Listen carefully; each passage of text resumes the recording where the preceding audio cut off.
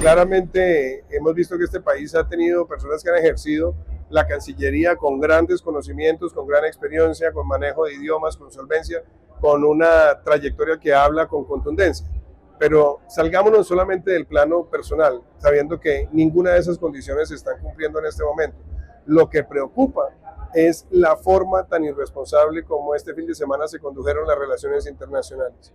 El país estuvo a portas de quedar en el peor momento de las relaciones bilaterales con Estados Unidos en 200 años, después de haber sido declarado hace tan solo 2 años o 3 años como aliado estratégico no miembro de la OTAN. Y fuera de eso, teniendo una relación bipartidista y bicameral estratégica con los Estados Unidos. Inclusive, nosotros tuvimos una relación en el gobierno del presidente Trump, en el primer gobierno, que fue maravillosa con Colombia, de apoyo en materia migratoria, de apoyo en la lucha contra las drogas, de apoyo en la movilización de inversión, de apoyo enfrentando la pandemia.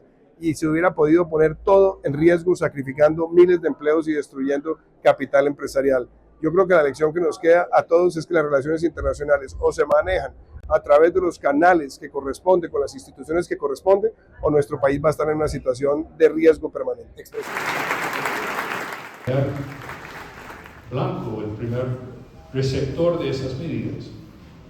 Otras opciones incluían a Brasil, o sea, era posible, y digamos que el presidente Petro y Colombia pasó al frente de la fila con esos mensajes que comenzaron a mandar muy temprano el domingo. Y bueno, vimos todo lo que vimos en el día de ayer, que terminó con una tregua, pero no está claro cuál va a ser la duración de esa tregua.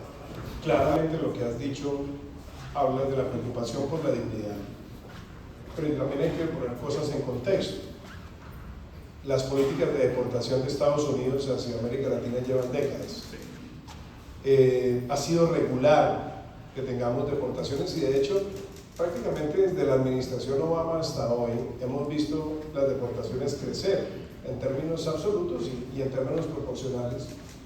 Y solamente el año pasado Estados Unidos deportó 14.000 colombianos a territorio colombiano y nunca hubo una preocupación por la dignidad, entre comillas.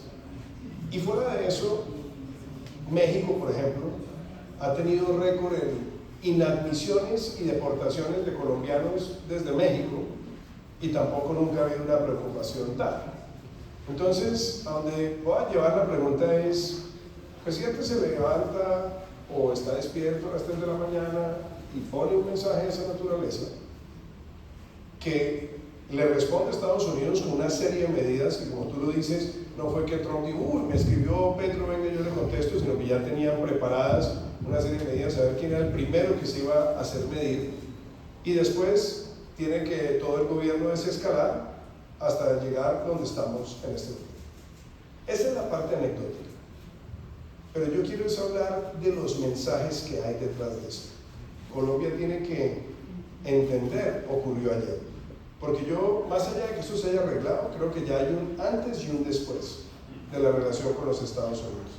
Y tiendo a pensar que cuando el tema de drogas se vea con más de 300.000 hectáreas, creo que seguramente va a ocurrir, cuando vea que el porcentaje de incautaciones como porcentaje de la producción potencial está en el nivel más bajo en 20 años, pues es casi inminente una desertificación de Colombia.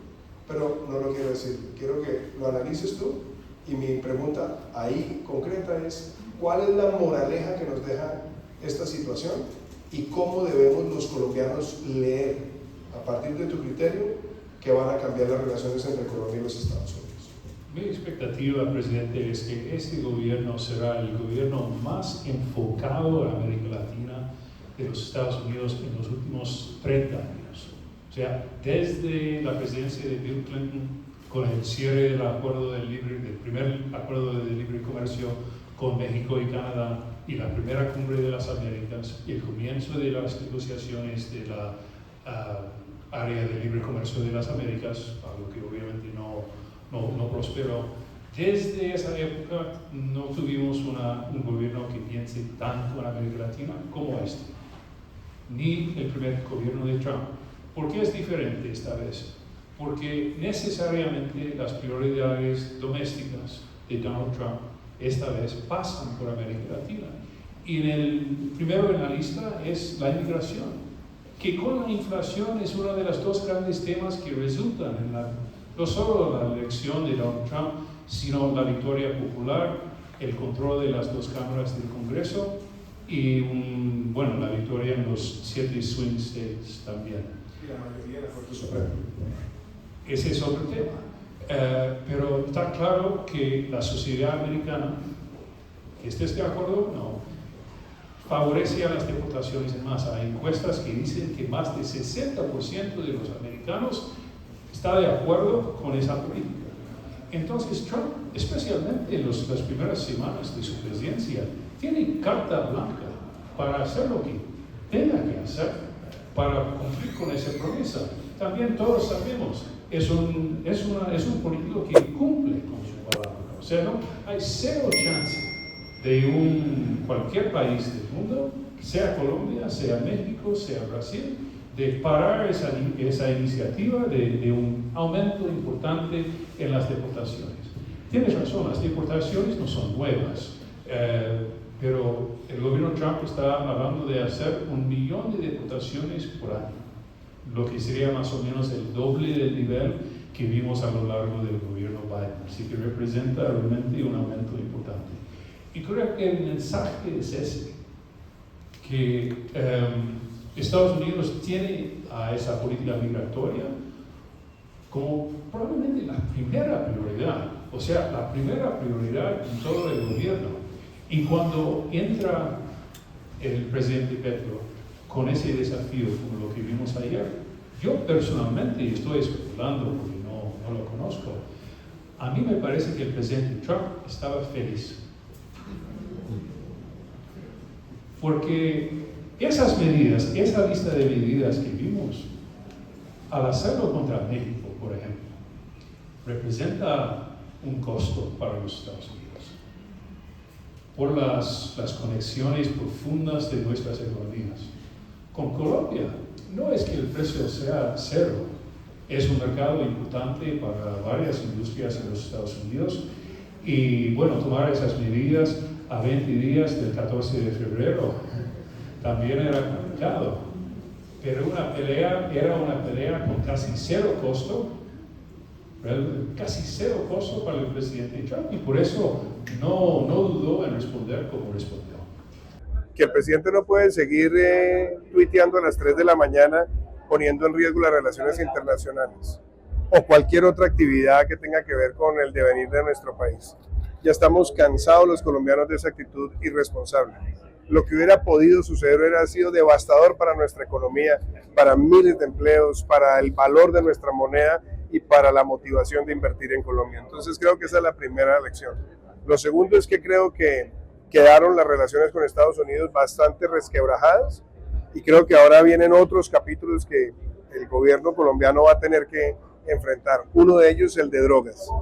Yo creo que la reducción de los grupos manuales de erradicación, la forma en la que se ha venido tratando con condescendencia muchos carteles, la desorientación de la fuerza pública en actividades ofensivas, todo eso va a llevar a que el país tenga más de 300.000 hectáreas en el 2024 y si se suma que las incautaciones como porcentaje de la producción potencial están en el nivel más bajo en casi 2 décadas, yo creo que es inminente una desertificación a no ser que el gobierno actúe de manera rápida y creo que por la forma también en la que Estados Unidos mostró a lo que está dispuesto a hacer, si es que se afecta la seguridad nacional de su país, pues es que de pronto también se puedan venir medidas sancionatorias de carácter comercial. Así que creo que eso es un tema que hay que ponerle especial y urgente atención. Pero yo creo que el mensaje más claro es, aquí no se puede hablar con hipocresía, porque ahora llaman a la dignidad, entre comillas, por las deportaciones, y el año pasado recibimos 14.000 deportados de los Estados Unidos, y nunca escuchamos a Petro hablar de ningún tipo de tratamiento digno. Y fuera de eso, hemos visto cómo deportan e inadmiten a miles de colombianos en México y tampoco ha dicho nada. Claramente lo que quería era protagonismo político, quería lanzarse con una bravuconada populista a enfrentar al presidente de los Estados Unidos y lo que hubo fue una respuesta institucional donde Colombia es el que fue utilizado como tubo de laboratorio para mostrar el tipo de sanciones que Estados Unidos está dispuesto a aplicar si no se toman las medidas en materia migratoria y eventualmente también en materia de drogas. Entonces yo creo que esa es la lección que nos queda. Ojalá el gobierno se dé cuenta de la estupidez que se cometió y que ese tipo de cosas no vuelvan a suceder. Un estudio que sacó el doctor Daniel Mejía hace poco, donde si usted ve el porcentaje de incautaciones como porcentaje de la producción potencial, estamos en 28%. Es el nivel más bajo en décadas. Entonces, si a eso usted le suma 300.000 hectáreas, eso usted le suma que se están desmantelando los grupos manuales de erradicación, que no hay voluntad de aspersión y que además a muchos de los jefes de los carteles los han denominado gestores sociales, sobre pretexto de darles perfume de luchadores políticos, pues claramente es una política connivente la que hay hoy con la mafia en Colombia. Entonces, si eso no se corrige, es inminente que viene una desertificación. Hay una realidad. En el Catatumbo no se le puede bajar la presión al ELN. Y llevamos 2 años y medio viendo un tratamiento con el ELN que ha sido no solamente con guante de seda, sino prácticamente ha sido enalteciendo todo el discurso de ese grupo terrorista. Yo recuerdo en alguna ocasión, hablando en la transición presidencial, que era muy importante para que el ELN tuviera voluntad de paz, golpear todo lo que era el frente oriental, golpear a Pablito. Pablito ha sido un enemigo constante de la paz, un saboteador de la paz y el más grande líder del narcotráfico de ese grupo terrorista. Mientras Pablito esté operando esas redes del narcotráfico con el cartel de los soles en la frontera, el ELN nunca va a dejar de atacar y acechar el Catatumbo. Lo otro, la inversión social, los proyectos que se venían adelantando, muchos de ellos se pararon, incluyendo todo el ritmo de obras de infraestructura de Astilleros Tibú, Tibú-La Gabarra y después las conexiones de vías terciarias. Y las pararon porque venían del gobierno nuestro, sacrificando inversiones que eran monumentales y necesarias en esa región. Y lo otro es que Venezuela está jugando acá como el jefe del cartel de los soles a través de la dictadura, que son los que propician esos corredores. Y vimos cómo el gobierno dictatorial le mandó un mensaje a Gustavo Petro desestabilizando el orden público de nuestro país en días en connivencia con la mafia. Entonces, ¿cuál fue la reacción del gobierno? Salir a plegarse, salir a visitar a padrinos, salir a entregarle prácticamente una carta de disculpas para que los traten con guante de seda. Eso es una verdadera vergüenza. Entonces, o al ELN se le combate de frente y con todas las herramientas, o el ELN se va a seguir burlando del Estado colombiano. Y celebro que por lo menos ya la Fiscalía se haya dado cuenta que cuando pedimos en extradición a los miembros del COSE que patrocinaron el atentado en la Escuela General Santander, lo hicimos con fundamentos jurídicos, defendiendo el Estado de Derecho. Así que Cuba, que tanto se precia de colaborar con la paz, Cuba ha sido un país que ha protegido a terroristas y es un país que ha sido patrocinador del terrorismo, porque si no lo fuera, ya hubiera entregado los miembros del COSE que llevan atacando a Colombia durante tanto tiempo. Muchísimas gracias.